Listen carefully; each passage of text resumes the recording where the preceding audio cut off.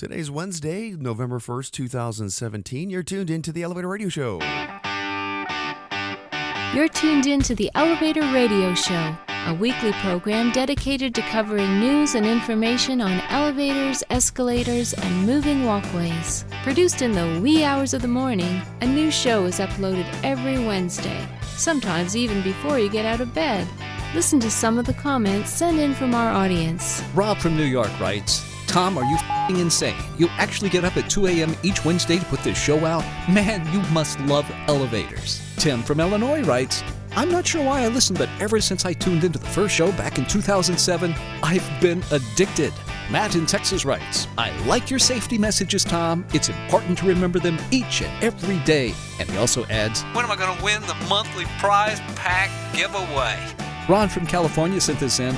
Despite your inability to pronounce words in the English language, I tune in each week and am glad that you offer this service to the industry. It's better than Google News alerts. Sarah from Washington writes, love the show, Tom, and look forward to it each week. I'm glad I signed up for the newsletter. You provide a valuable resource for the industry, not only for North America, but worldwide. Enjoy the show. And now, here's your sleep-deprived host, Tom Seibert.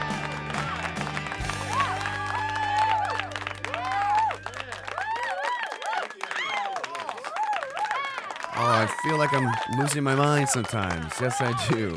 Hey, everybody. This is Tom Seibert. It is good to be here because I'm not in bed sick, right? Right, yeah. Hopefully everybody is healthy and you're washing your hands, but there seems to be some kind of Ebola illness going around, at least in my kid's school, and then also I think at work too. So, yeah, it's crazy. Like last Friday, last Tuesday, I woke up and just was feeling crummy and knew something was coming on, and I think ultimately became a sinus infection where it just basically felt like my brain was on fire. And so like literally treated that until over the weekend, and then it just kind of moved down into my throat, so and into my chest and all that. So anyway, so moral of the story is just take care of yourself as best you can. Wash your hands, obviously. We do need some kind of germs so that we can be, our bodies can build up an immunity, but we definitely don't need, plague-type illnesses that are out there. So, but we do have a good show for you today, some good commentary as well, and that's it. So, yeah, good to be here. It's a busy week, busy, just busy, and it's November 1st. I feel as if October just flew by with the blink of an eye. Yeah, that rhymes. But, yeah, so anyway, that's about 2 more months left in the calendar year. November is one of my favorite months. It's my dad's birthday is in it. Also my niece, and also it has my favorite holiday of all, which is Thanksgiving. Love it. Thank goodness no company, no entity has figured out a way of commercializing it other than trying to sell more cranberries and turkeys and mashed potatoes, because that's what this season is about. So looking forward to it. And I'm always kind of sad when November goes because and Thanksgiving's over, because it means that it's the rush to Christmas and all that crap that we seem to be so materialized in dealing with. So I am going to do my best not to cough during the show. I do not have a cough button or anything, so if I cough, I will try to step away from the microphone and not to blare or blast your ear balls, your eardrums out. So.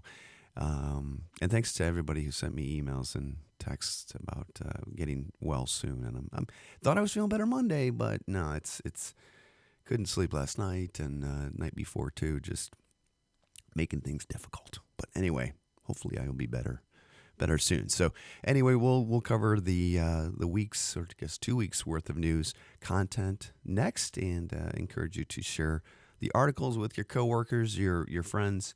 I'll make some general soapbox comments as I cover some of the articles, because they're pretty key, and I think it's something that we forget often. So get into that in a little bit. So up next is the news. Let this week's news stories give you a lift on what's happening in the vertical transportation arena. Each news segment is organically dug and fresh with news stories of the week. Got lift? If not, stay tuned.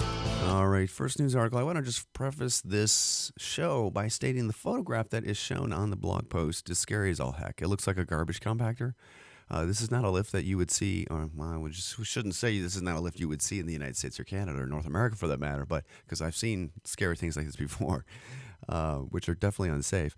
But this is a lift that I don't know if it's in India or Bangladesh or exactly where. The article does not specifically state, other than it being in some type of mall. But the image looks like a garbage compactor, and I mean, if what I'm seeing on the side there, and your resolution may not be all that great, but if that is, reddish splatter, I hope it's not. So anyway, yeah, it's scary. And anytime you're dealing with mechanical equipment, you've got to be careful. I hear something. Okay, I hear a truck. I thought I heard a train. Anyway, I'm hearing things now. Anyway, I'm so sorry. I feel like I'm hearing things in my head, and it's probably because my head's all stuffed up. Okay, first news article of the show. San Diego, apparently, Channel 10, ABC News reporting, person falls down a downtown San Diego elevator shaft. Search and rescue were called to assist in a rescue. Apparently, a worker fell at least 14 feet down an elevator shaft. Not entirely sure what the details were of this, and I'm sure we'll learn more about that as news kind of trickles out. Okay? In some cases, I really wish that they would wait to report on the details until they actually learn them, but it doesn't always happen, so hopefully he's okay. Injuries to the leg were there, but again, I'm not quite sure of the conditions that caused that accident to happen. Okay, Mitsubishi Electric has a press release coming from Business Wire about building an elevator training center at the Inazawa Works in Japan. Kind of impressive in what they are building. It's going to be a 6-story steel building that has 11 shafts for hands-on installation training, 8 elevators for hands-on training, and then hazard simulators, which I think is always good. I'm assuming we're relating to workplace safety, obviously. So I'm not on the labor side of the coin. I'm on the labor side, I should say. I'm for the labor side, but I don't know exactly what type of training happens. But I know there are some pretty extensive training programs out there through the labor organizations out there. So, next news article. This is probably the one that is talked about, or you're talking about at the water cooler if you still have one of those.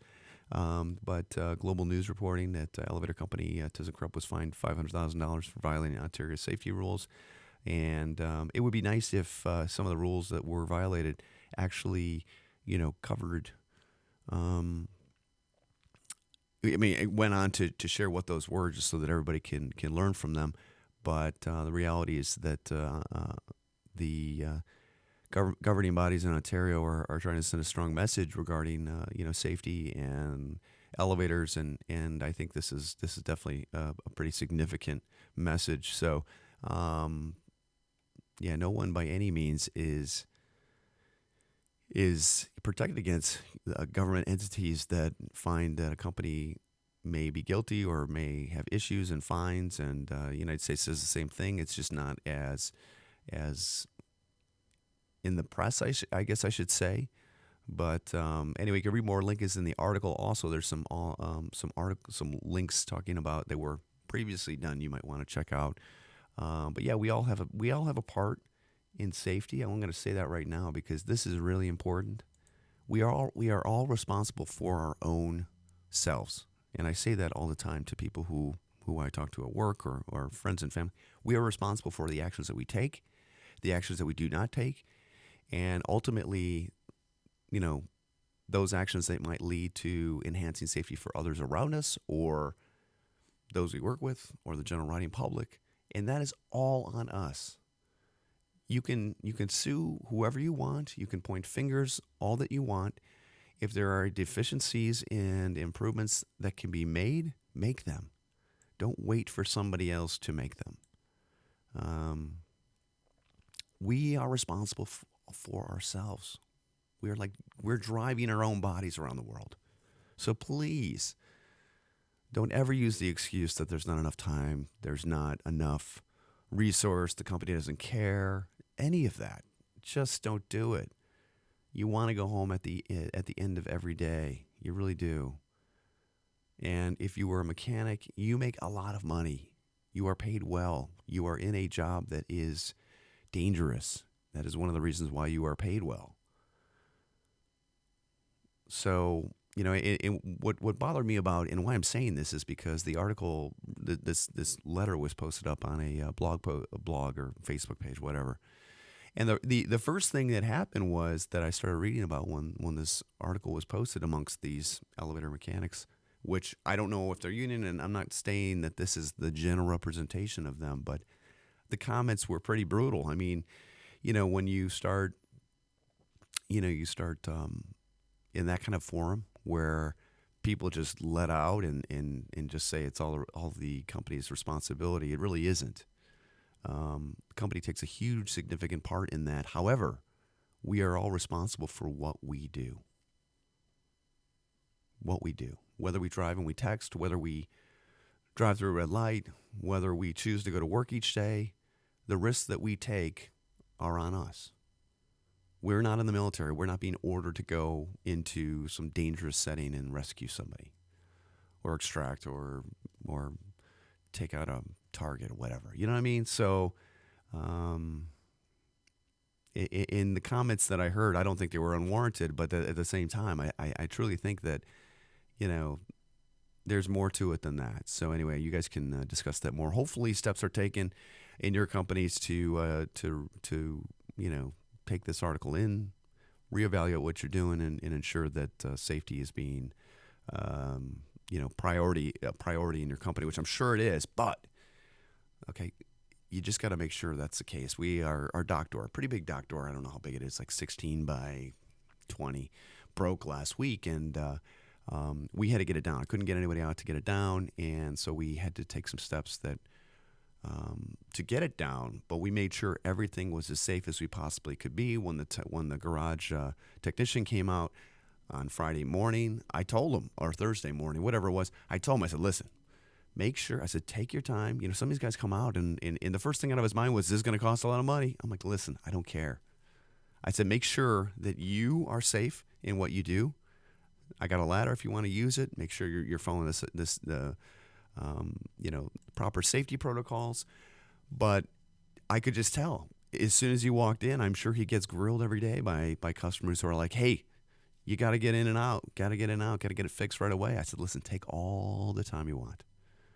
I said, make sure you're safe, don't get hurt. And he did a great job. I think he appreciated it too, to be honest with you. Was not cheap. But to be honest with you, I probably broke the door more than it was when it originally broke. So, and if you've got a customer up your butt about something, you know what? Just relax. At the end of the day, when you put things in perspective, safety is number one. Okay, it really is, and that's just my 2 cents. If I'm not conveying that message across well enough, I apologize. But we all have a part. We are all control of the actions we take. And if you feel as if the company you're working for is not doing a good enough job at safety, then leave it if you can, or bring it up, or make improvements. And I don't think that's, Anyway, okay. So read that, and again, that was probably the water cooler article, to be talked about in the show. But we'll see. Anyway, okay, next news article, EMS1.com. Article, rescue crews save man who fell between escalator and wall. You don't read about these kind of incidents every day. This happened at Bethesda, Maryland. Crews extricated a worker who had fallen between the escalator and the wall. I'm not sure necessarily what worker it was, but if you take a look at the photos here, man, that's kind of scary. You don't read that, but he's going to be okay. But still, kind of weird. I imagine that probably could have been a lot worse. I'm thinking. Next news article. Oh yeah, moving walkways are going to be used at University Hall. Excuse me. which makes you realize how much money that universities have to spend. I mean, it's kind of interesting. They plan to put their tuition money to good use in a new moving carpet transportation system that they call moving all geeks into class. Magic. All right, well, do students really need to, I guess, be less lazy? I don't know. This seems like a lot of money to be spent on something that probably shouldn't be. Money should go into. I would have a problem with this if my kids were going to school and I realized that, X amount of dollars were going into this. I would have a big problem with it. Okay, ABC 27 WTXL has an article, a family of man who died in an elevator accident files lawsuit. This is the accident that occurred with a elevator mechanic in Tallahassee, Florida. So I'll let everybody read this on their own. And this is something you don't read every day, which I think is a good statement. Typically, when there's a lawsuit like this, you can't necessarily comment, or the companies typically clam up. I want to just read what Otis Elevator had written in regards to the accident, and I think it's very appropriate. Our deepest sympathies remain with the family of Bob Myers, a valued and respected Otis employee. Otis was fortunate to have him on our team, and he's greatly missed by his friends and colleagues. While it is not appropriate for us to comment on a pending legal matter, we stand by our safety policies, practices, and training, which are designed to comply with or exceed industry standards. There's nothing more important to Otis than the safety of our employees and the people who rely on products and services every day. And this is actually a statement that was published on WTXL.com and relating to this the lawsuit. So. And it's just nice to see a company responding like this, given the severity and the awfulness of the accident. Because again, typically there's no comment whatsoever. There's just anyway. Okay, next news article: Local 1 taking apprentice applications. They're apprenticeships for elevator and escalator construction. Love ads. And this is, you can obtain an application at neep.org, careers.aspx, beginning at 10 a.m. through midnight on November 11th, or until 1,250 have been completed, whichever comes first. There's a testing fee, which is $25. So anyway, you can call or email rloeb@neep.org. So nice to see their Local 1 is hiring.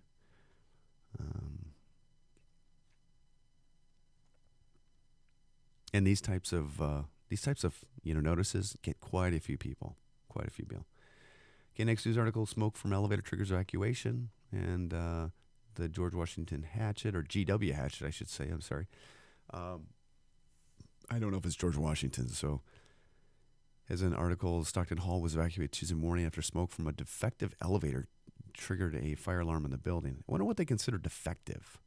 Obviously, yeah, anyway, it was evacuated. I'm assuming it was a motor that might have, just continued to run maybe or something. I don't know, but everything's back to normal operations. Everybody's okay.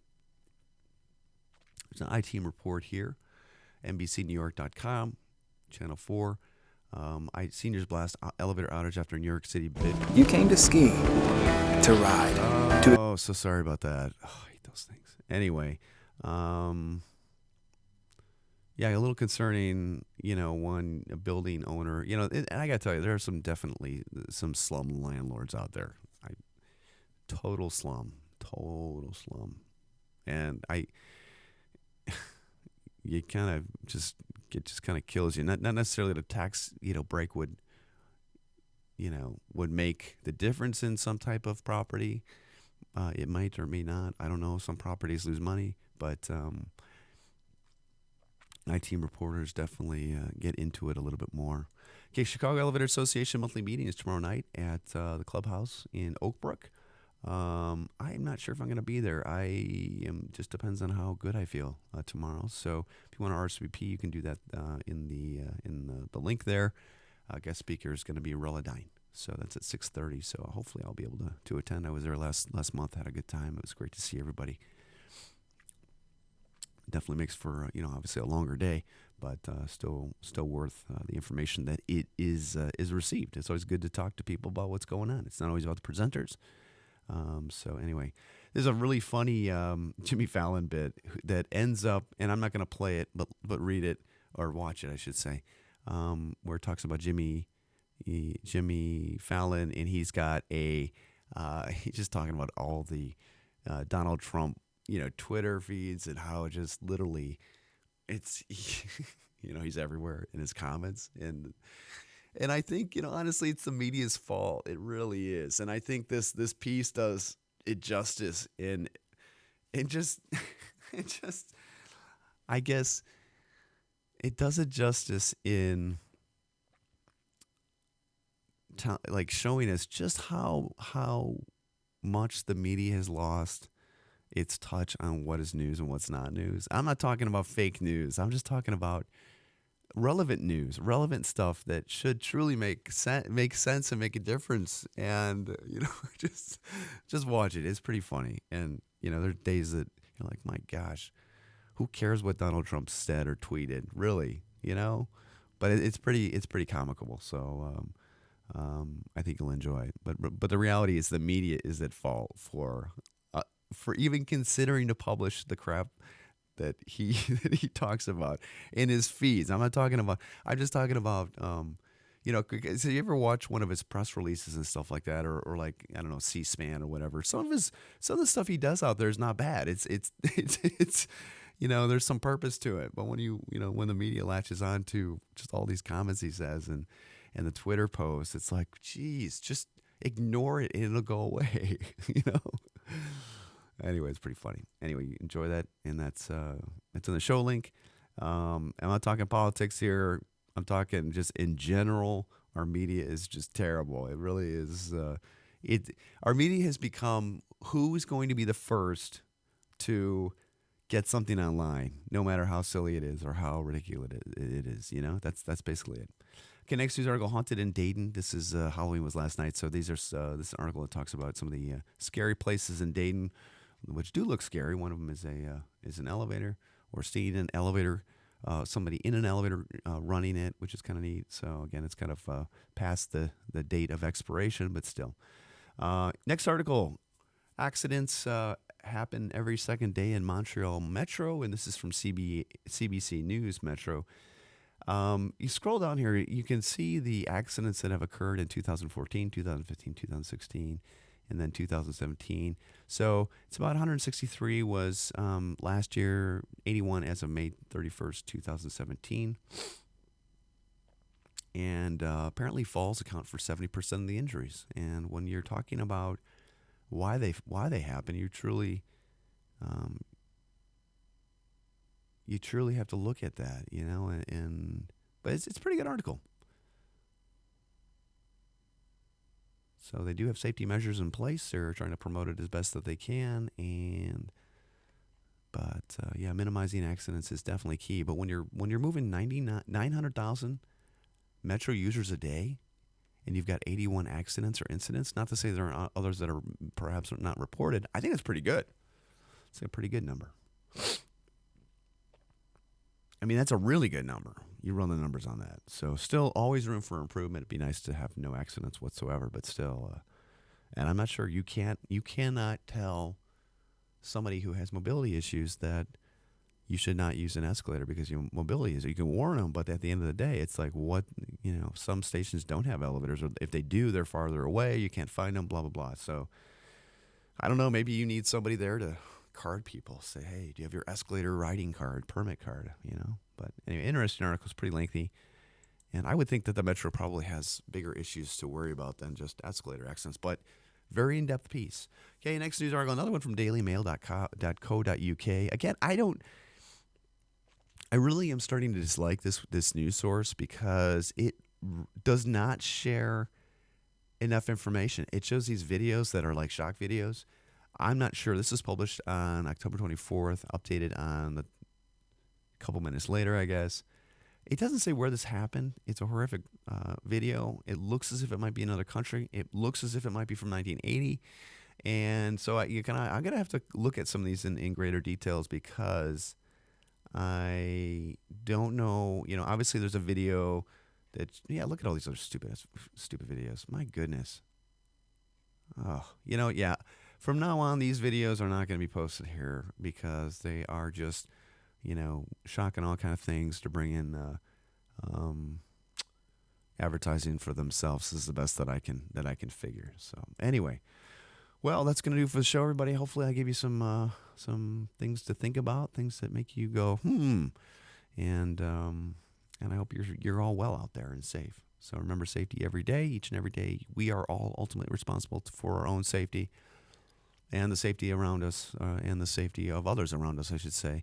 So do your part, be safe, don't take shortcuts, and if something doesn't look right, it's probably not, and do something about it. So, all right, feel much better now. I just need some more coffee. So everybody have a great rest of the week. We will be back. I will be back next Wednesday. We, meaning me, myself, and I, on the show, and hopefully I will be fully recovered with my voice back to normal. So be safe out there, stay warm, and we'll talk to everybody next week. Take care. Bye-bye.